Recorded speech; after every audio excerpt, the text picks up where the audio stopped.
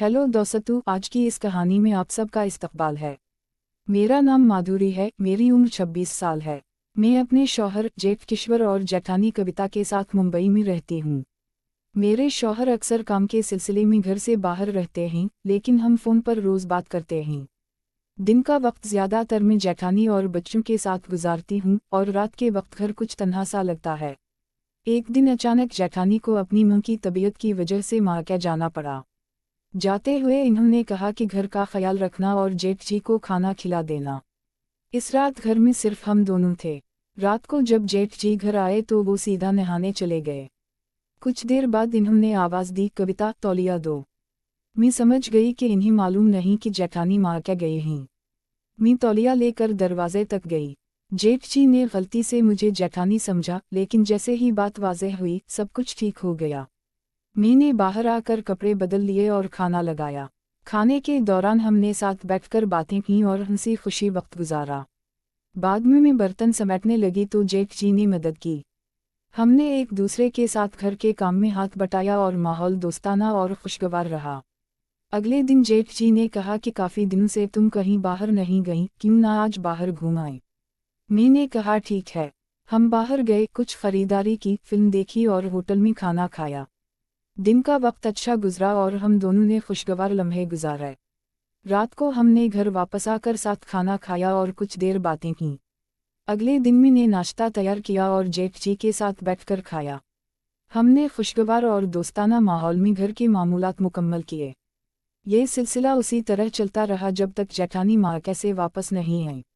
अगले दिन जब मैं सुबह उठकर नाश्ता बनाने लगी, जेठ जी पहले से ही बाहर आए थे। इन्होंने मुस्कुराते हुए कहा, वाह तुम कितनी जल्दी उठ गई हो, नाश्ता बनाने का शुक्रिया। मैंने कहा आप दफ्तर के लिए देर ना हो जाए, इसलिए मैंने पहले ही सब कुछ तैयार कर दिया। हम दोनों ने साथ नाश्ता किया और फिर दिन की मंसूबाबंदी करने लगे। जेठ जी ने कहा, काफ़ी दिन हो गए हैं तुम्हारे साथ बाहर जाने का, क्यों ना आज किसी अच्छे पार्क या कैफ़े में चले जाएं। मैंने मुस्कुराते हुए कहा, ठीक है, मुझे तो कोई दिक्कत नहीं, लेकिन अगर जेठानी को मालूम हुआ तो। जेठ जी ने फौरन कहा, परेशान मत हो, हम सिर्फ दोस्तों की तरह बाहर घूमेंगे। हम बाहर निकले और शहर की सैर शुरू की। रास्ते में इन्होंने बताया कि कभी कभी वो भी चाहेंगे कि घर की तमाम जिम्मेदारियां बांटकर गुजारें ताकि सबकी ज़िंदगी आसान हो। मैंने कहा, ये बहुत अच्छा है कि आपने ऐसा सोचा। हम बातों बातों में काफ़ी वक्त गुजार रहे थे और हर लम्हा दोस्ताना और खुशगवार था। शहर के मारूफ पार्क में पहुंचकर हमने कुछ देर चलने फिरने का फैसला किया। मैंने महसूस किया कि कुछ दिनों की मसरूफियत के बाद ये छोटा सा वक्त कितनी खुशी दे रहा है। हमने पार्क के इर्द गिर्द घूमकर बच्चों के खेल देखे और जेठ जी ने कहा कि कभी कभार छोटे छोटे लम्हे ही सबसे यादगार होते हैं। मैंने हंसते हुए कहा, जी हाँ, वाकई ये लम्हे दिल को खुश कर देते हैं। फिर हम एक कैफ़े में बैठ गए और वहाँ कॉफ़ी पीने का फैसला किया। जेठ जी ने कहा कि ये लम्हा भी खुशी से भरपूर है क्योंकि लोग अक्सर रोज़मर्रा के कामों में मसरूफ़ होकर छोटे खुशियों को भूल जाते हैं। हमने काफ़ी पी और कुछ हल्की फुल्की बातें की। मैंने जेठ जी से पूछा कि शहर के कौन से मकामात देखने के लिए आप मुझे तजवीज़ करेंगे। इन्होंने कुछ जगहों के नाम लिए और कहा कि अगले वीकेंड पर हम एक दिन का प्लान बना सकते हैं। शाम के वक्त हमने कुछ खरीदारी भी की।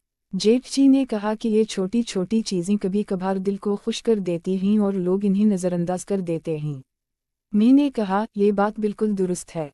हम दोनों ने मिलकर अपनी पसंद की चीज़ें खरीदीं और हल्के फुल्के तोहफ़े भी लिए। रात के वक्त हम होटल में खाने गए। खाने के दौरान जेठ जी ने कहा कि ज़िंदगी में कभी कभी आराम और खुशियों के लिए वक्त निकालना बहुत ज़रूरी है। मैंने कहा, जी हाँ, वाकई ये लम्हात हमें तवानाई देते हैं। खाने के बाद हम वापस घर आए। मैंने सब कुछ साफ किया और जेठ जी ने दोबारा मदद की, जिससे माहौल दोस्ताना और खुशगवार रहा। रात को दोनों ने काफ़ी देर बातें की और दिन भर की यादें ताज़ा की। मैंने महसूस किया कि ये छोटा सा वक्त हमारे दरमियान एतमाद और समझ-बूझ को बढ़ा रहा है।